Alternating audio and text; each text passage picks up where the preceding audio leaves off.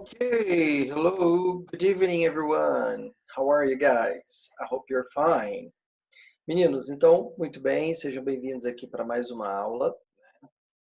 Espero que todos estejam bem, né, realmente, que vocês estejam em casa estudando, né? Eu sei que esse é um momento difícil, né, que a gente tem passado, não é fácil se adaptar a todas essas coisas que a gente tem passado, né, assim, tudo tão muito rapidamente, mas a gente vai ajustando, vai aprendendo a lidar com isso, né? Espero que vocês também sejam da mesma forma, né? A gente tem que lembrar que a gente não pode perder o foco, que a gente tem que estudar, né? E queira ou não, vocês estão numa escola que está fazendo tudo aí para que vocês continuem, né? Tendo contato, estudando realmente, tendo oportunidade de ter aulas, né? Eu acho que isso é muito bacana. E a gente tem que lembrar todos os dias que tem muita gente que está parada literalmente, que não está estudando, que por vários outros motivos, né, além de toda essa pandemia, não tem tido condições, né, de estudar. Tá? Então a gente tem que realmente é, agradecer, né, de fato, né, por vocês estarem continuando firme, né? Eu acho que isso é muito importante, tá, nesse momento. Por mais que se o Enem vai ser adiado, não vai ser adiado, mas a gente precisa estudar, a gente precisa focar aqui, né? Para que quando liberarem de novo aí, quando deixar certo, né, quando vai ser o Enem, até então, né, não mudou a data, mas creio eu que vai mudar. Mas enfim, a gente precisa manter o nosso ritmo de estudo aí normalmente, né? Muito bem. Meninos, então, né, nós vamos dar continuidade aqui ao que nós começamos a falar na nossa última aula. Nós começamos um assunto novo, né? A gente começou a trabalhar sobre vocabulário para melhorar então a nossa reading, a nossa leitura em inglês, e começamos a falar sobre então umas palavrinhas que podem ser entendidas como troublesome, né? Para quem não sabe o que seria troublesome, é o que nós temos enquanto palavrinhas problemáticas, né? Ou seja, confusing ones, né? They make us feel confused. Então, são palavrinhas de fato aí que confundem a nossa cabeça, né? Uma vez ou outra. Então, a ideia é exatamente aprender um pouco dessas palavrinhas, né? Conhecer, observar que existem palavrinhas que têm o mesmo spelling, né? Ou seja, que têm a mesma escrita, a mesma ortografia, mas o significado é outro. Outras palavrinhas têm a mesma pronunciation, mas o sentido é outro, né? Outras, às vezes, não tem, né, nem o spelling parecido, nem a pronunciation, mas mesmo assim são confusas, né? Então a gente precisa conhecer essas palavrinhas para que quando a gente encontrá-las no texto, elas não seriam um problema para nós, não seriam um problema, tá certo? Então, que a gente vai fazer. Nós começamos a aula passada, né? Nós não conseguimos terminar, então eu vou concluir com vocês hoje aqui essa parte. Beleza? Só lembrando aí para todos que vocês, se quiserem tirar alguma dúvida, colocar algum comentário, o chat fica aberto, então vocês fiquem à vontade, tá? Podem aí tirar as dúvidas de vocês direitinho, eu vou aí respondendo todos os questionamentos, a perguntinha aí de vocês. Ok? Então, não esqueça. Só deixem aí os microfones desligados e o vídeo também, para não pesar aqui e não ter o risco de nossa chamada cair. Tá bom? Então, vamos lá, vamos trabalhar juntos aqui, vamos estudar direitinho. Então, vamos. Beleza. Compartilhando aqui com vocês, deixa eu compartilhar aqui os slides.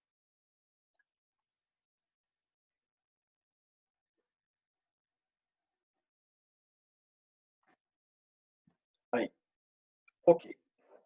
Nós vamos ver um pouquinho aí, né? Nós já falamos sobre essas confusing words, né? O que elas são, palavrinhas aí, né? Que podem ter o spelling parecido, ou a pronúncia, ou às vezes não tem nada disso parecido, mas são confusas assim mesmo. Nós falamos várias, né? Já falamos among, between, com duas prepositions, falamos do effect, affect, né? Do fewer e do less, ou seja, countable and uncountable words, né? Lembrando que fewer e less são formas de comparison, de comparativo, tá? Que usamos aí, que seriam quantifiers, palavrinhas que indicam quantidade, tá? Tratando-se de formas de comparação. Nós vimos lá sobre o verbo hang, que pode ser hanged, né? Ou seja, enquanto regular, a ideia do enforcado, né? Do enforcou ou enforcado.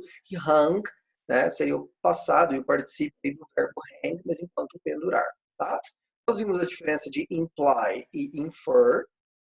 Vimos a diferença de lie e de lay, né? Enquanto deitar ou colocar, certo? Vimos a diferença de outros dois quantifiers, que seriam as palavrinhas many e much, né? Lembrando que many usamos para countable words e much para uncountable words, né? Que é a ideia do muito, muitas, tá? Nós vimos sobre rise e raise, vimos lá que rise, né? Tanto raise quanto rise vai trazer a ideia aí do que seria levantar, acima, né? Crescer, aumentar. Né? Lembrando que rise é intransitivo, então ele não precisa de complemento após ele, tá? E já raise precisa ter o complemento depois, tá bom? E paramos aqui, creio eu, sobre o then e o then, certo? Ou seja, a gente viu então que um vai ser utilizado then com a, é utilizado aí para mostrar junto a uma comparação, que seria o do que, né? Enquanto que then com e seria uma conjunction, né? Uma linking word que vai expressar a ideia de tempo, principalmente, ou uma ideia de result, né? Como sendo o que a gente conhece como então, ou daí, assim, né? Como a gente viu. E, então, partindo daí, nós vamos ver então aqui outras palavrinhas. Então, vamos lá. Ó, aqui nós temos palavrinhas, certo? Também contraction, contração. Observem que o spelling de todas elas é diferente, né? Contudo, they're going to share the same pronunciation. Elas vão compartilhar a mesma pronúncia. Então, veja aqui, ó, a transcrição fonética é a mesma, né, para cada uma delas. Então, por mais que a gente tente, na hora de ler essas palavrinhas, né, a gente tenta aí meio que fazer né, ou seja, a gente gosta de ler inglês como a gente lê português, né, exatamente como está escrito ali a palavrinha, né, e não tem nada a ver. A gente tem que lembrar que a pronúncia em inglês ela é irregular, não é porque está escrito daquele jeito que vai se ler daquela forma, né? Não é como no português. Então, por exemplo, essas três palavrinhas, elas possuem uma mesma pronúncia, tá? Que vai ser essa aqui, ó, como vocês conseguem ver aqui na transcrição, que seria there, certo? Então, there. Se você quiser pronunciar com um pouquinho mais de R, né, para soar um pouco mais American English, então você pronuncia aí com esse R mais no finalzinho mais forte, né? Então, there. Se não, apenas there, certo? Então, essa é a diferença aí como a gente tem. Então, eu vou ter there, there e there. Ok. E aí a gente vai ver a diferença de cada um deles. O primeiro, o que seria? Então, there is the third person plural pronoun, né? Então, é um pronomezinho, tá? De terceira pessoa do plural. It indicates possession or relationship, e ele vai indicar posse. Ele é um possessive adjective, ele é um adjetivo possessivo, né? Que seria o que nós conhecemos como deles ou delas, então, de terceira pessoa do plural. Por exemplo, their dog was in the backyard, ou seja, o cachorro deles estava no jardim, estava no quintal. Então, essa palavrinha aí, que tem o izinho, vai ser o pronome possessivo. O que é a contraction, né, que tem a contração, ou seja, eu tenho então there as the contraction of they plus are. Ou seja, então já esse que tem a contração vai ser, né, o que temos enquanto pronome they e o verbo to be are. Então fica there. Por exemplo, they're going to the amusement park on Friday. Então eu estou dizendo que eles vão, né, para o parque de diversões sexta-feira. Tá bom? Então, they, ou seja, they are, seria a ideia aqui colocada. E por último, nós temos aí, ó, there, que seria com dois es, né, como foi colocado, is used to refer to a specific location, position or time. Então a gente pode ter primeiro essa palavrinha there, como sendo aí, esse último, né, como sendo então um advérbio de lugar, que seria o que nós conhecemos como lá, ou né, ali, beleza? E também ele pode ser, né, it may also be used to introduce a sentence of clause when the verb has no definite subject. E também, né, ou seja, pode ser utilizado aí para introduzir para uma frase, né, uma oração, quando o verbo não tem um sujeito definido. E além disso, a gente também pode observar que there ele faz parte aí do verbo there to be, que seria o haver, existir, onde temos, por exemplo, no singular, there is, there are, que seria então o verbo haver, tá? O verbo existir. Por exemplo, the books are over there. Aqui esse there colocado seria de advérbio de lugar, lá. Ou seja, os livros estão lá. E depois, there will be cake at the party. Veja que agora eu tenho there como sendo, né, parte do verbo there to be, né, no futuro. Então, there will be, ou seja, que haverá bolo na festa. Então, temos aí there to be, que é o verbo haver, correto? Então, uma única pronúncia, there. Muito bem. Number 12.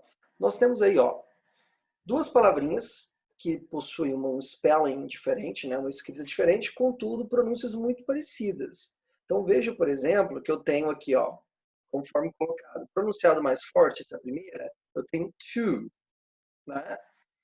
E aqui, esse com dois os, eu vou ter to. Então, também mesma pronúncia.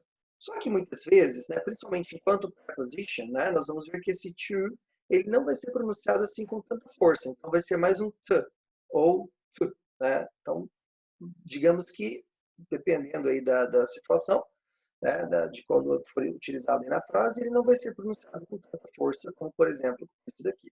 Tá bom? Então, eu tenho aí, ó, primeiro, o to com o. Is used with verbs to form the infinitive or as a preposition expressing movement towards something. Ou seja, então ele pode ser utilizado com verbos, né, para formar o infinitivo. A gente sabe que a forma infinitiva, a forma não conjugada in English, ela é formada aí com a palavrinha to antes do verbo, né? Por exemplo, to love, to study e assim vai, né? Também pode ser utilizado as a preposition, enquanto uma preposição que expressa movimento, towards, ou seja, em direção a, né? E ainda, como a gente viu, to pode também ser uma linking word que expressa uma ideia de purpose, que pode expressar uma ideia de finalidade, tá? Que seria o para. Por exemplo, it's important to tell the truth. Aqui, então, conforme utilizado, eu tenho to tell, então, para mostrar que o verbo está no infinitivo. Então, é importante dizer a verdade. Or, we went to the mall. Então, esse to the mall, né? Aqui, esse to é uma preposition que está indicando que é towards, em direção a. Nós fomos ao shopping. Beleza. To, com dois os, is used to show an extensive degree or as a synonym of also. Então, a gente sabe que o to ele pode ser utilizado, primeiro, como um emphasizer, né? Como uma palavrinha que enfatiza, que intensifica um adjetivo ou um advérbio. Então, se usado antes de um adjetivo ou de um advérbio, vai ser para enfatizar, para mostrar essa ideia de excesso, né, de alguma coisa, tá? De muito, indicando excesso. E pode, ao final de frases, principalmente, ser utilizados com a mesma ideia de also, ou seja, também. Então, como a gente vai observar nos exemplos. Por exemplo, falamos assim, he's too young for that ride, ou seja, he's too young, que ele é muito jovem, jovem demais. A ideia do too, antes aí de um adjetivo ou de um advérbio, é exatamente para isso, para indicar que é demais. E ali depois, I'm going to the movies too, ou seja, agora já é o também, que eu vou ao cinema também, certo? Vamos lá. 13ª aí, nós temos who e whom. Então veja, eu tenho aí dois pronomezinhos, como a gente vai ver. Então, who, whom. Parecidos, né? E vamos ver qual que seria a diferença. Who is used when it's the subject of a sentence or a predicate noun. Então a gente vai utilizar who, principalmente, quando então for o sujeito de uma frase, né? Então, por exemplo, se nós pegarmos aí, se nós pensarmos em uma pergunta, o who na pergunta, ele é utilizado com a ideia do quem. Quando eu não sei o sujeito, quero descobrir quem é o sujeito, quem pratica determinada ação, então na pergunta eu preciso utilizar o who. Então, who wants ice cream? Quem quer sorvete? Né? Então, não tem o sujeito, eu estou utilizando aí exatamente para descobrir quem é o sujeito. Por sua vez, o pronomezinho interrogativo whom, tá? Ele já vai ser usado, né? Quando, when it's the direct object, the indirect object, or the object of a preposition. Ou seja, ele é utilizado aí, tá? Buscando o objeto, que pode ser direto ou indireto, né? Ou ainda também ser usado com prepositions. Então, aqui a diferença é who, que é o primeiro que a gente viu, não sei o sujeito, então preciso utilizá-lo. Se eu já sei o sujeito, quero saber, quero descobrir, né, sobre o objeto, o complemento, aí eu tenho que fazer pergunta usando whom. Por exemplo, whom did you ask to the dance? Então veja só, nesse caso aqui, eu tenho o sujeito, que é you. Então, eu quero saber o objeto. Então, eu perguntei, whom did you ask to the dance? Quem que você chamou para a dança? Ou ainda, you are giving the ring to whom? Ou seja, você está dando aí o anel para quem? Né? Are you giving the ring to whom? Na verdade, tem que inverter aqui porque é pergunta, né? Enfim, então a gente pode utilizá-lo aí exatamente buscando o objeto, o complemento. Vamos lá, continuando. Nós temos aqui, ó, o whose e o whose. Então veja que a pronunciation is the same, é a mesma. Mas um a gente tem, né, uma palavrinha aí e a outra é contração. Então olha só, primeiro, whose is a pronoun expressing possession. Então primeiro que a gente tem um pronomezinho aí que vai ser utilizado principalmente na pergunta, né, uma question word, para poder expressar então possession, expressar uma posse, indicar posse. É o que nós entendemos como de quem. Por exemplo, se eu pergunto, whose car are we taking? Ou seja, de quem é o carro que nós estamos pegando, né? E já o whose, com apóstrofe, que é a contraction, vai ser a contração de who is, que é quem é ou quem está, né? Por exemplo, who's going to the concert? Quem vai ao show? Ou quem está indo ao show? Então a diferença é exatamente essa. O primeiro whose é para indicar posse, que nós conhecemos como de quem.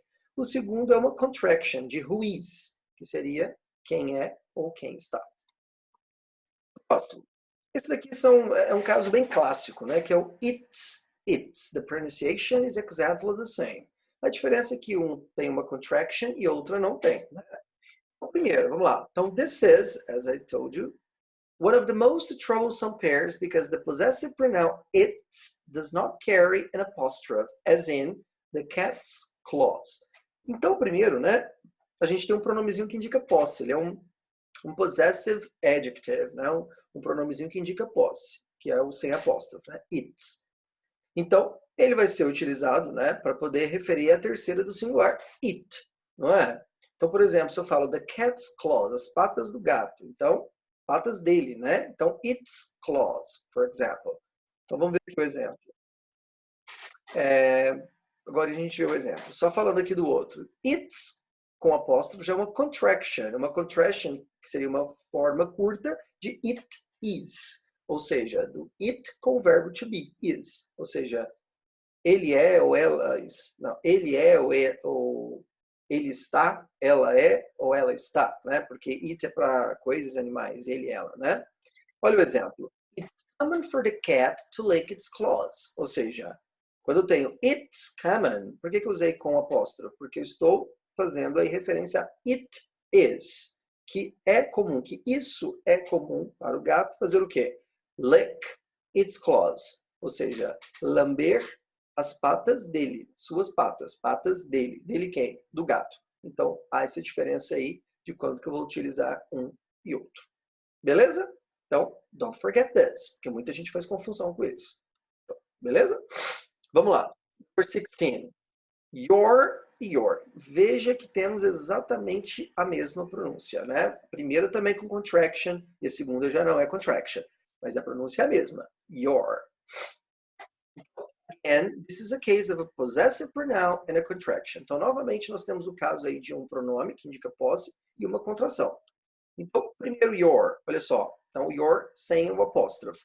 Então, shows that something belongs to you. Então, mostra que algo pertence a você. É o seu, sua, né? Enquanto que your, with apostrophe, com apóstrofe, já é the short form of you are. Já é a contração, a forma curta de you are. Que é você está. Ok? Por exemplo, you're wasting your time with this project. Então, primeiro, you're wasting. Seria you are wasting. Você está gastando your time, o seu tempo, né? Ou desperdiçando o seu tempo com esse projeto. Então, não esqueça. Também contraction e possessive pronoun. Vamos lá. Number 17. O que temos aqui? Nós temos, primeiro, palavrinhas que são muito confundidas, né? Porque eu tenho live ou live, lives ou lives e life.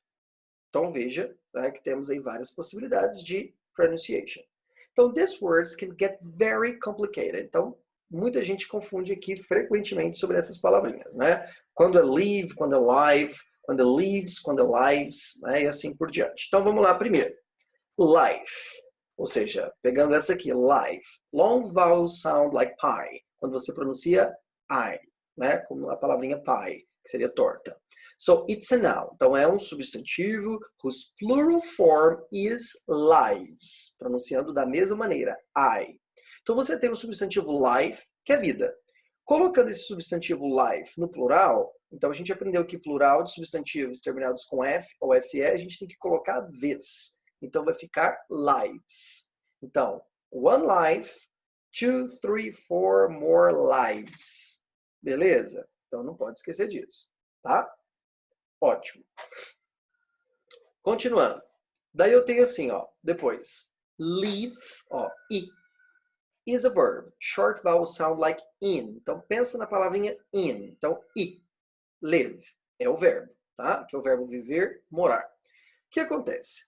O verbo aí, o que a gente já aprendeu? Que quando, né, na terceira pessoa do singular, do tempo presente, do simple present, a gente tem que colocar S no verbo. Então, o verbo live, quando ele está na terceira pessoa do singular, no presente, a gente precisa colocar S. Então, eu vou falar he lives em Goiânia ou he lives em Goiânia. Como eu estou falando em relação ao verbo, então tem que ser lives e não lives. Beleza? Então, a diferença é exatamente essa. E, por último, nós temos a palavrinha live, correto? Que seria, novamente, aí parecido com o som da palavrinha pie. Então, I. Então, live. O que seria live? It's an adjective that is short for alive. Que seria, então, uma forma curta de alive. Né? E a gente vai ter live como ao vivo. Esse é o adjetivo. Que a gente fala o tempo todo. Né? Vou assistir uma live no Instagram. Né? Enfim, né? Vou assistir aí uma transmissão live, uma live transmission, live interview, né? Uma entrevista ao vivo. A ideia é exatamente essa, tá bom? Então vamos lá. In his life, the doctor saved many lives. Então, substantivos, singular e plural. Em sua vida, o médico salvou muitas vidas. Segunda frase. I live in Miami, but my brother lives in Boston. Então, eu moro em Miami, mas o meu irmão mora em Boston. Então, aí nós já temos o verbo, né? I love to watch Saturday Night Live. Ou seja, que eu adoro assistir o Saturday Night Live, esse programa ao vivo aí do sábado à noite. Ok? Então, don't get confused. Então, não fique confuso aí tá? Nessa partezinha sobre essas palavras. Vamos lá. Próximo, nós temos aí, ó, believe, belief, relieve, relief. Palavrinhas muito conhecidas, né?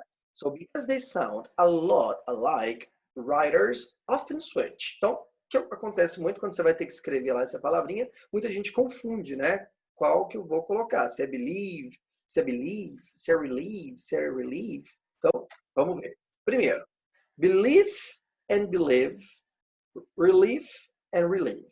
Então, veja. Just remember that the words that end in VE are the verbs. The others are nouns. Então, uma dicasinha aqui para você não confundir é, lembre então que as palavrinhas que são terminadas com VE, VE, como believe e relieve, o que elas são? São verbos. Ou seja, eu tenho believe enquanto acreditar e eu tenho relieve enquanto aliviar. Né? Então, são terminados com VE, são verbs. São verbos. E as outras são nouns, são substantivos. Bom, eu vou ter belief, que é crença, e relief, que é alívio, tá? Vamos ver aqui, ó. I believe that parents' beliefs shape their children's behavior. Ou seja, eu acredito que as crenças dos pais moldam o comportamento dos filhos. Outro exemplo. The aspirin did not relieve my headache as the label promised. Ou seja, que o remédio, a aspirina, não aliviou minha dor de cabeça como havia sido prometido na label, na bula. I felt relief only after I had a good nap. Ou seja, que eu senti alívio somente depois de tirar uma boa soneca. Então, há essa diferença de cada uma delas aqui. Tá bom? Alright. 19. Lose e lose. Então, veja, ó, lose, lose. Então, tem uma diferença, né? Aqui também em relação não só ao spelling, mas também em relação à pronunciation. Primeiro aqui, ó, lose. Então tem esse somzinho de Z ao final, lose. Enquanto aqui eu tenho lose. Certo? Muito bem. Então, with this pair, you have to distinguish between the verb and the adjective. Então, aqui a gente vai ter que diferenciar entre o verbo e o adjetivo. Tá? Então, lose, with just one O. Então, lose, apenas com um Ozinho, it's something to be unable to find. É algo que é incapaz de achar. Então, perder. Né? Então, só tem um O. Tá? E lose, eu tenho agora dois Os. It means it's not tight or fastened enough. Ou seja, então é algo que não está apertado, não está afivelado, né? O suficiente. Ou seja, então seria o frouxo, digamos assim. Beleza? Então, por exemplo, eu falo assim: to lose a ring because it's to lose is infuriating. Ou seja, perder um anel porque está muito frouxo é enfurecedor, né? Enfim, infuriating, né? Ou seja, deixa a gente furioso, né? Enfim. Bora lá. Outro caso aqui, ó, o everyday separated e o everyday together. Então, tem gente que acha que é a mesma coisa, mas não é a mesma coisa. Primeiro, to determine which one of these is appropriate, ask yourself whether you want to say each day or whether you are looking for an adjective that means common or ordinary. Isso aqui é importante a gente pensar. Então, para determinar qual que dessas palavrinhas vai ser apropriado, you have to ask yourself. Você tem que se perguntar se você quer dizer, então, cada dia, ou se você, então, está procurando um adjetivo, algo que significa o que é comum, que é ordinary, né? Também, que é comum, que é do cotidiano, enfim. Então, há essa diferença. Então, every day, separado, indica que é cada dia, né? E everyday junto já é o adjetivo, que seria que é o comum, que vai ser então normal, que vai ser do cotidiano, né? Enfim, então vamos ver. Eu falo assim: every day is special.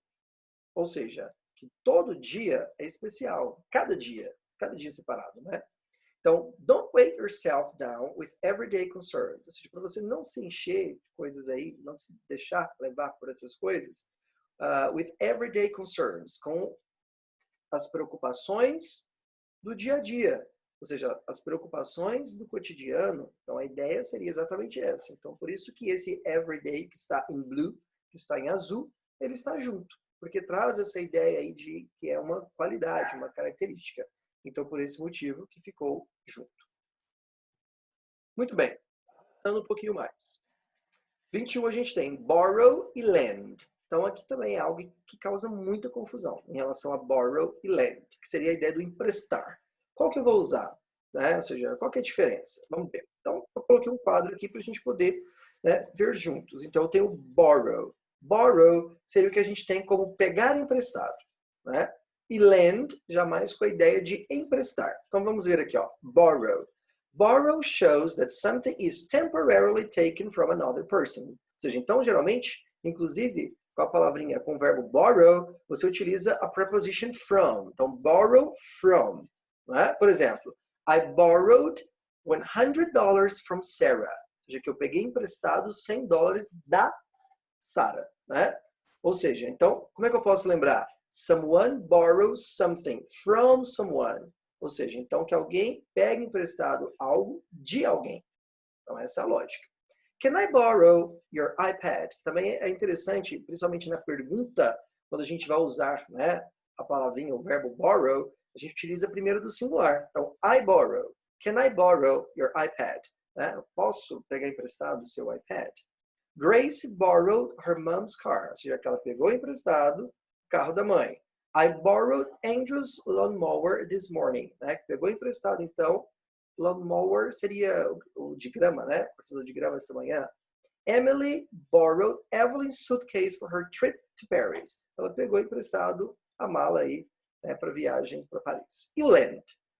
Se borrow é o pegar emprestado, lend vai ser o emprestar. Então veja, lend shows that something is temporarily given to another person. Essa é a definição. Então mostra que algo é temporariamente dado para outra pessoa. Então veja, como que eu posso lembrar?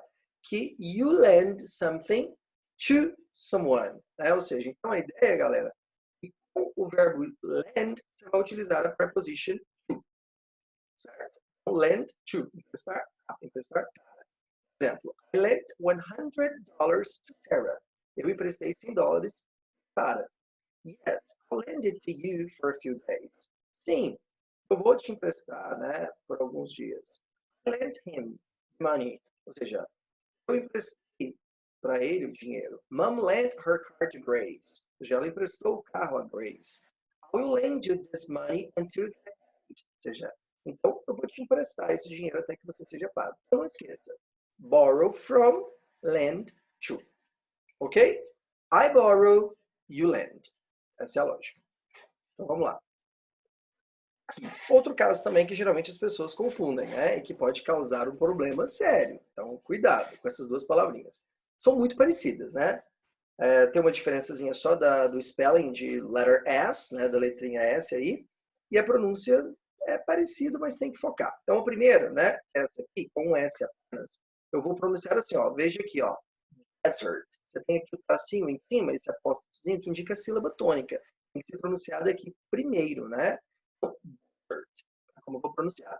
E a segunda aqui com dois S, a sílaba tônica já é aqui, ó. É a segunda, né? Não a primeira. Então eu vou pronunciar dessert. Desert e aqui dessert. Desert, dessert. Então vamos ver o que é isso. Primeiro, desert is a noun that means a large dry area with few plants or uncultivated area. É deserto, né? Ou seja, então é um substantivo para que a gente entenda como deserto. Por exemplo, Sahara Desert is located in Africa. O deserto do Saara, localizado na África. Desert lack vegetations and have high temperatures. Então, falta vegetação e tem temperaturas que são altas, né? Então, desert, deserto.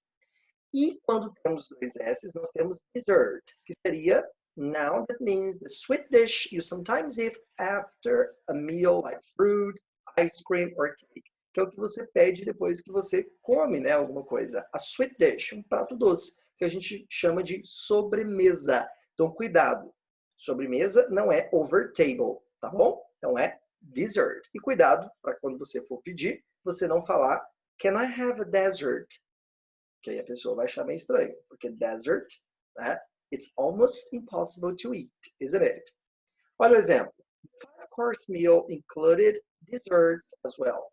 Né? Ou seja, então, essa refeição aí, five course, né, de 5 coisas, incluía também sobremesa. Ok? Vamos aí para a gente poder fechar, encerrar por hoje.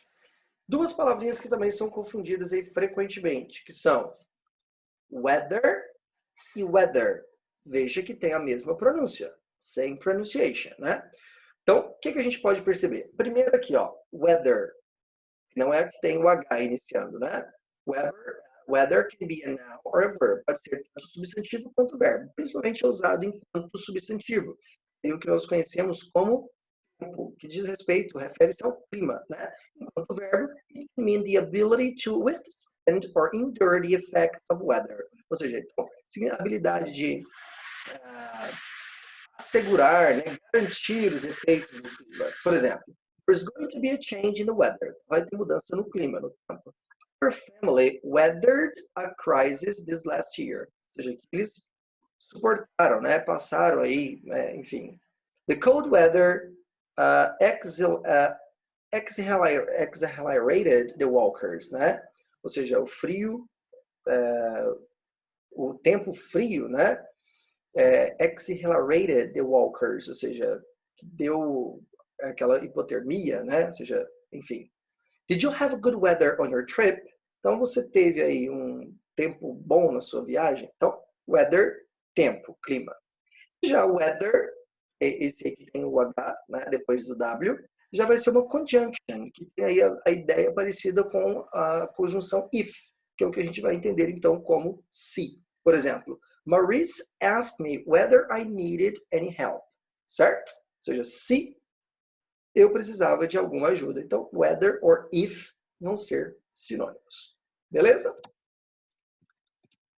E por último, essa aqui eu vou deixar para a gente poder ver na próxima aula, tá? Por quê? Porque essa aqui São várias palavrinhas, são o quê? 1, 2, 3, 4, 5, 6 palavrinhas, tá? E como vocês viram aí, olha só, elas são, eu fiz separadinho cada uma delas para a gente poder falar. Elas são bem realmente confusas, né? A galera confunde demais porque tem um spelling muito parecido, né? Pronúncia também muito parecido e a gente precisa ver cada uma delas separada, porque vai ter conjunção, vai ter adjetivo, vai ter verbo, né? Substantivo, vai ter muita coisa realmente, tá bom? E a gente vai falar mais sobre ela na aula que vem. E na aula que vem a gente já fala sobre ela e também faz os exercícios, correto? Muito bem. Só ver aqui que alguém colocou alguma perguntinha. Deixa eu ver aqui a gente pode observar. A 18. A 18 foi sobre believe, believe, believe. Então, believe com V é o verbo acreditar. Belief, né, com Fzinho aí, já vai ser o substantivo. Crença. Relieve, terminado com VE, é o verbo, que é aliviar. E relief, terminado com Fzinho, já é o substantivo, que seria, então, alívio. Ok? Então, a diferença aí de cada um deles. Beleza. Meninos, então é isso. A gente vai ficando por hoje, tá? Aqui. A aula que vem a gente vai encerrar esse assunto com alguns exercícios, tá bom? A gente só vai ver aquela última parte ali daquelas palavrinhas que ainda faltam, né? Da última partezinha. E a gente vai fazer alguns exercícios juntos, para a gente poder ver se, de fato, pelo contexto, pelo sentido e pela frase, a gente consegue encaixar qual palavrinha que a gente tem que usar, tá bom? Obrigado a todos por participarem da aula, por estarem presentes, tá? Tenham uma ótima semana. Stay home, don't forget this, this is important. And see you next class. E vejo todos aí na próxima aula. Então, abraços para todos e até semana que vem. Bye, bye.